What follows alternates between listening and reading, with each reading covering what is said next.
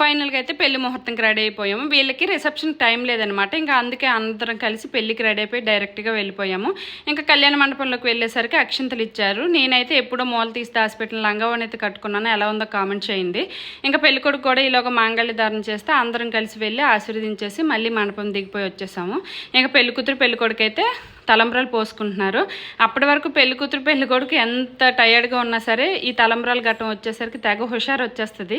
అప్పుడు మాత్రం ఎక్కడ లేని ఎనర్జీతో తలంబ్రాలు పోసుకుంటూ ఉంటారు పోటీగా. ఇంకా వీళ్ళు ఇలా తలంబ్రాలు పోసుకుంటూ ఉంటే నాకైతే ఫుల్గా ఆకలేసేస్తుంది. ఇంకా అందుకోసమని డిన్నర్ ప్లేట్ దగ్గరికి అయితే వెళ్ళిపోయాను. ఇక్కడ డిన్నర్లో అయితే ఏమేమి పెట్టారన్నది ర్యాండమ్గా చెప్పేస్తాను చూడండి.